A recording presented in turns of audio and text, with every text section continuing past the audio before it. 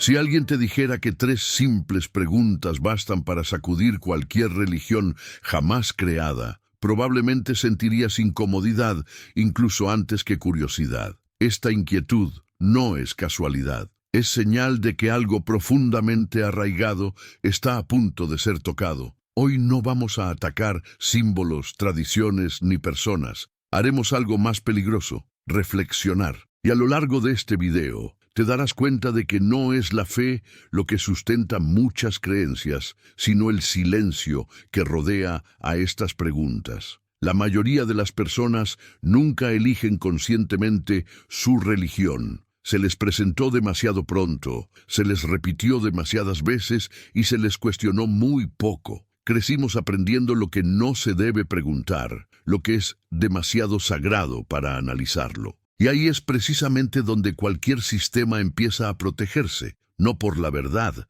sino por el miedo a ser examinado. La propuesta aquí es directa e incómoda: no ofrecer respuestas prefabricadas, sino proporcionar herramientas mentales que casi nadie enseña. No es un ataque externo, sino una invitación interna, un método sencillo para desmontar ideas complejas sin gritar, sin ofender y sin necesidad de sustituir una creencia por otra. Simplemente observa lo que queda cuando la emoción se hace a un lado. Hay un patrón curioso en todas las religiones. Exigen confianza plena antes de permitir cualquier duda. Primero la obediencia, luego quizás la comprensión. Pero los sistemas verdaderos funcionan al revés. Sobreviven precisamente porque pueden ser probados. Cuando algo no puede cuestionarse, no es porque sea fuerte, es porque es demasiado frágil para resistir el impacto. Y aquí aparece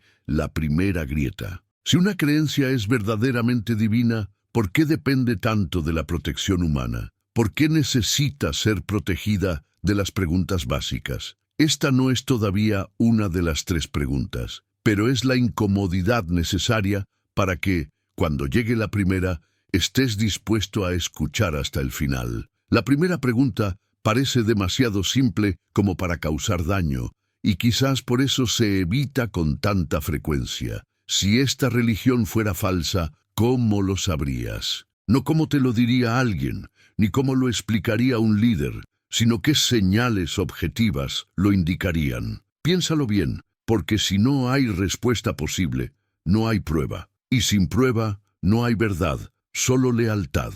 Observe cómo muchas creencias nacen con un sistema de defensa incorporado. La duda se considera una debilidad. Cuestionar se convierte en un pecado. El desacuerdo se transforma en una amenaza moral. Esto crea un entorno donde cualquier evidencia contraria no se analiza, se neutraliza emocionalmente incluso antes de comprenderse. Sea cual sea el argumento, ya es erróneo por definición. Ahora imaginen aplicar este mismo modelo a cualquier otro ámbito de la vida. Un médico que nunca se equivoca, un juez incuestionable, un producto que falla, pero la culpa siempre recae en el cliente. En cualquier otro contexto, esto sonaría a clara manipulación, pero cuando se le atribuye un nombre sagrado, se le conoce como fe. Este es el punto central. Una creencia que no se puede refutar, no se puede confirmar. Existe fuera de la realidad verificable, y eso no la hace profunda,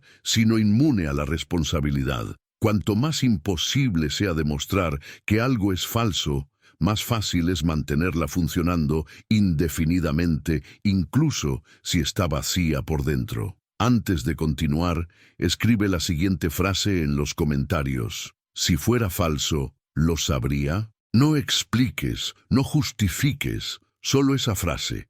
A veces, la semilla más peligrosa es la que parece demasiado simple para tener efecto. Tras la primera grieta, la mente intenta defenderse, busca atajos, justificaciones emocionales, cualquier cosa que restaure la sensación de seguridad.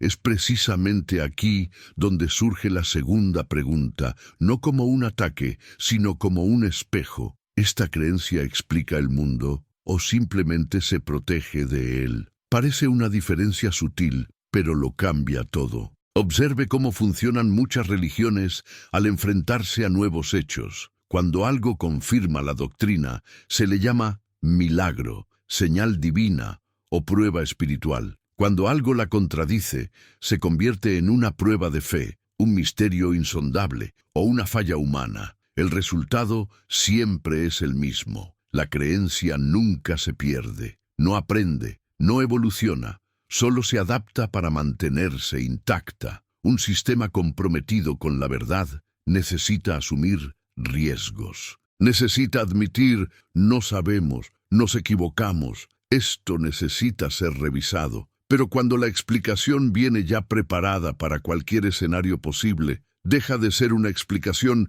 y se convierte en un escudo. Pase lo que pase, todo ya estaba previsto, reinterpretado o espiritualizado. Esto crea una poderosa ilusión de profundidad. La persona siente que tiene respuestas para todo, cuando en realidad solo ha repetido un patrón cerrado. La curiosidad no se satisface, se anestesia. Las preguntas no se responden, se etiquetan, y así, poco a poco, el pensamiento crítico es reemplazado por una cómoda conformidad. La pregunta no es si la religión tiene respuestas. La pregunta es si permite que surjan nuevas preguntas sin ser castigadas. Porque cuando un sistema no necesita interactuar con la realidad, no explica el mundo. Simplemente enseña a no mirarlo. Aceptar explicaciones infalibles tiene un coste oculto. Este coste no se manifiesta de inmediato, pero con el tiempo moldea decisiones, valores e incluso límites morales. Cuando una creencia supera el escrutinio, también supera la responsabilidad por las consecuencias que genera. Piensen en cuántas ideas se mantuvieron durante siglos, no por ser buenas, sino por ser sagradas. Cuestionarlas no era solo discrepar, era desafiar todo un orden. Y mientras el mundo cambiaba, estas ideas permanecieron, no por mérito, sino por protección simbólica. La tradición se convirtió en un escudo, no en una evidencia. La certeza absoluta tiene un efecto secundario peligroso. Elimina la empatía. Si ya poseo la verdad absoluta, no necesito escuchar a la otra persona. Si el desacuerdo es una falla moral, el diálogo se vuelve innecesario. Así es como las creencias dejan de ser personales y empiezan a exigir la sumisión colectiva, incluso cuando causan daño real. Aquí surge otro detalle incómodo. Muchas religiones se presentan como fuentes de humildad, pero operan con convicciones inquebrantables. La verdadera humildad acepta la revisión, acepta los límites, acepta la posibilidad de equivocarse. Donde esto no existe, lo que queda no es la fe, sino la autoridad disfrazada de virtud. Y quizás la pregunta más inquietante hasta ahora no se refiere a dioses, textos ni rituales, sino a ti. ¿Cuánta de esta certeza fue elegida y cuánta fue heredada sin consentimiento consciente? Esta reflexión prepara el terreno para la pregunta final, esa que rara vez se formula en voz alta, porque cuando se formula, casi nada permanece igual. Tras todo lo dicho, la mente empieza a percibir un patrón, y es precisamente en este punto que surge la tercera pregunta, más silenciosa, pero más devastadora que las anteriores. ¿Quién se beneficia si esta creencia nunca se cuestiona? No en términos espirituales, sino prácticos, sociales y materiales, porque toda estructura que permanece intacta con el tiempo alimenta a alguien. Observen lo poco que se fomenta esta pregunta. No aparece en sermones, conferencias ni textos devocionales. Al contrario, suele asociarse con cinismo o rebeldía. Pero analizar las dinámicas de poder no es falta de espiritualidad, es madurez intelectual. Toda idea dominante moldea comportamientos, decisiones y prioridades, y esto siempre favorece a ciertos grupos más que a otros. Cuando un sistema de creencias define lo correcto, lo incorrecto, lo permitido y lo prohibido, también define quién tiene la autoridad para interpretar esas reglas, y quien controla la interpretación, controla la dirección. No es necesario que haya malas intenciones para que esto se convierta en un mecanismo de poder. Basta con que el sistema nunca se revise, nunca se descentralice, nunca se someta al mismo escrutinio que cualquier otra institución humana. Aquí ocurre algo curioso. Muchas personas defienden una creencia con más fuerza cuanto más les exige tiempo, dinero, culpa, obediencia, silencio. A mayor inversión, mayor resistencia a admitir el fracaso. No porque la creencia sea sólida, sino porque abandonarla significaría afrontar el coste emocional de todo lo que ya se ha dado. Esta pregunta no acusa, revela, y lo que revela a menudo basta para desmantelar la idea de que todo existe únicamente por el amor, la verdad o la iluminación. A veces, lo que sostiene un sistema no es su divinidad, sino cuánto ha aprendido a volverse indispensable. Cuando estas tres preguntas se unen, ocurre algo interesante. No hay una explosión emocional ni un colapso inmediato. Hay silencio, un tipo específico de silencio que surge cuando la mente comprende que ciertas certezas solo existían porque nunca se pusieron a prueba juntas. Por separado, son soportables. Unidas, se vuelven imposibles de ignorar. La primera pregunta demostró que no existía un criterio claro para identificar el error. La segunda reveló que el sistema no explicaba la realidad, sino que simplemente se adaptaba para sobrevivir. La tercera expuso que esta supervivencia no es neutral, favorece estructuras específicas. El resultado no es una incredulidad automática, es una lucidez incómoda. Aquí es donde muchos intentan apresurarse a adoptar nuevas narrativas, nuevas etiquetas, nuevas versiones de la misma idea. Pero el verdadero impacto no reside en reemplazar una creencia por otra. Es comprender que ninguna idea merece inmunidad, ni religiosa, ni política, ni filosófica. Todo lo que moldea vidas debe someterse al escrutinio. Este proceso no le quita sentido a la existencia, como muchos temen.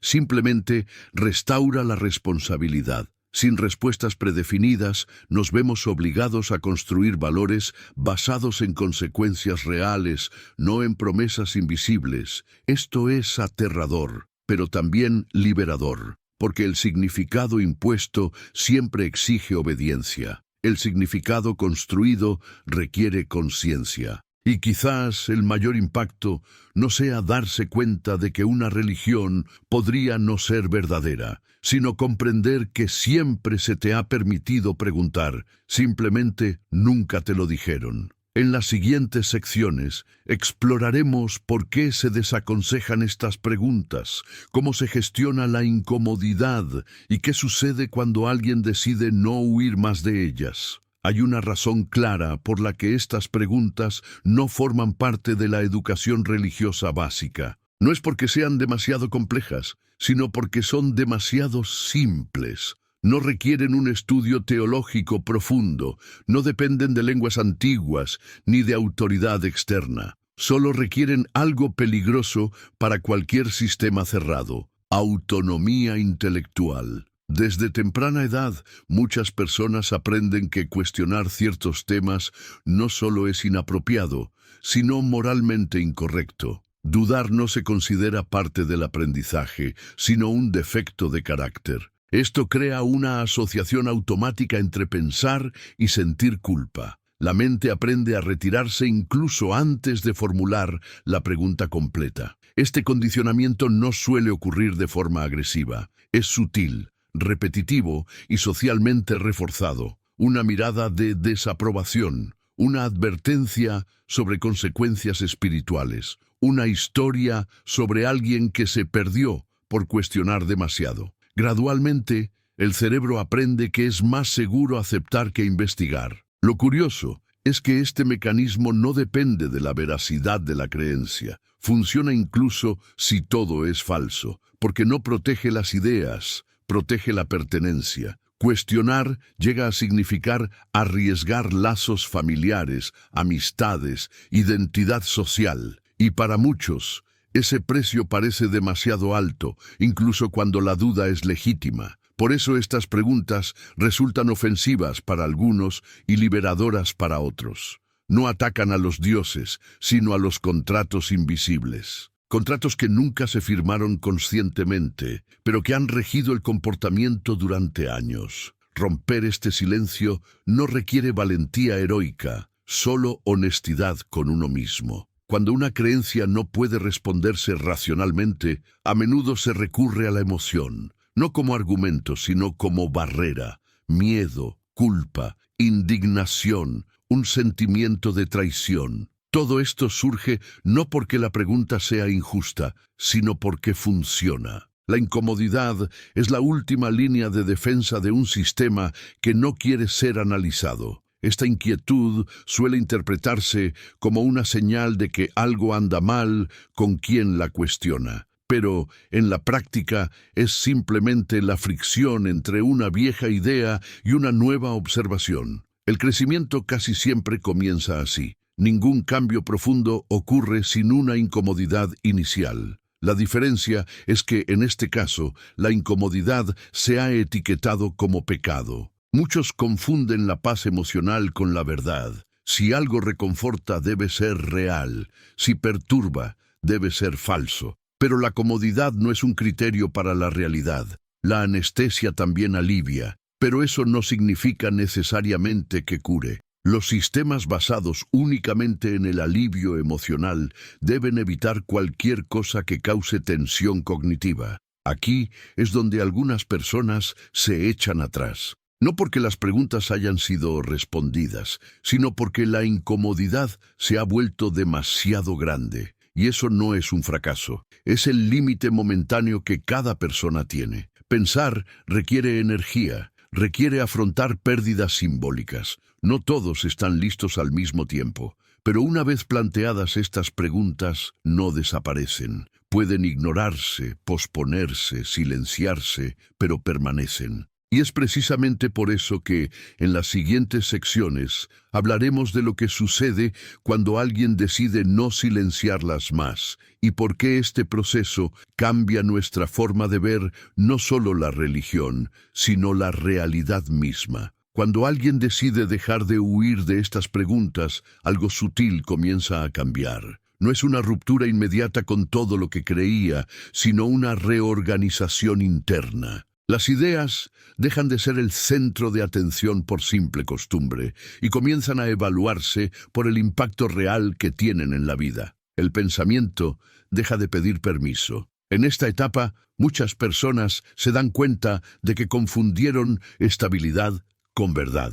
La creencia parecía sólida no porque estuviera bien fundada, sino porque nunca fue cuestionada. Al observarla desde afuera, sin miedo y sin la obligación de defenderla, revela algo importante. Gran parte de su poder provenía de la repetición, no de la constancia. Surge entonces un tipo diferente de responsabilidad. Sin respuestas absolutas impuestas, cada decisión debe justificarse por su efecto en los demás y en uno mismo. La moral deja de ser obediencia para convertirse en consecuencia. Esto es aterrador porque exige madurez, pero también elimina la externalización de la culpa y la virtud. Aquí surge otro punto ineludible: comprender que muchas personas a nuestro alrededor no están preparadas para este proceso. Y esto crea un nuevo tipo de silencio, uno más consciente. Ya no es el silencio del miedo, sino el silencio de la decisión estratégica.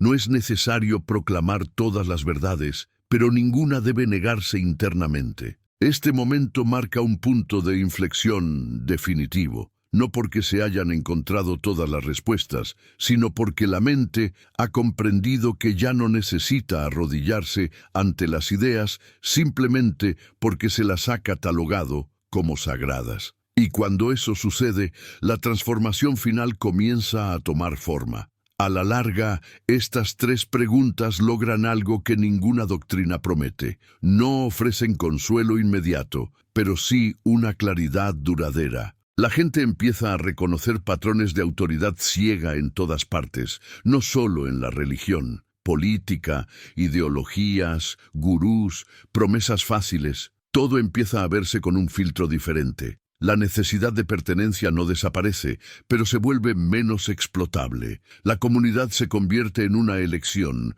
no en una obligación. Los valores dejan de heredarse automáticamente y se construyen sobre la empatía, la evidencia y la responsabilidad compartida. Esto cambia tu forma de vivir, no solo tus creencias. También existe una libertad silenciosa que surge cuando desaparece el miedo al error eterno. Sin la amenaza constante del castigo invisible, los seres humanos pueden errar, aprender, corregir y evolucionar. El crecimiento deja de ser controlado y se vuelve orgánico. Esto no genera caos, genera madurez. Quizás el mayor impacto sea comprender que el sentido de la vida no necesita venir ya definido para ser real. Puede construirse, revisarse y ajustarse con el tiempo. Y a diferencia de las promesas absolutas, este sentido no requiere silencio, culpa ni sumisión para mantenerse. Si este contenido te hizo pensar, cuestionar o sentir esa incomodidad productiva, dale a me gusta. Suscríbete al canal y activa la campanita para no perderte los próximos videos. A veces, la mayor transformación comienza con una simple pregunta y la decisión de seguir escuchando. Existe el mito silencioso de que sin religión todo pierde su sentido, pero en la práctica suele ocurrir lo contrario. Cuando nada es automáticamente sagrado, todo tiene que justificar su valor. Las relaciones, las decisiones, los principios y los objetivos dejan de existir por obligación y comienzan a existir por un verdadero significado. En este punto, muchas personas se dan cuenta de que confundieron trascendencia con sumisión. Pensaban que algo solo era profundo si venía con autoridad absoluta, pero la profundidad no proviene del miedo a equivocarse, sino de la disposición a explorar. La vida no pierde sentido sin respuestas predefinidas,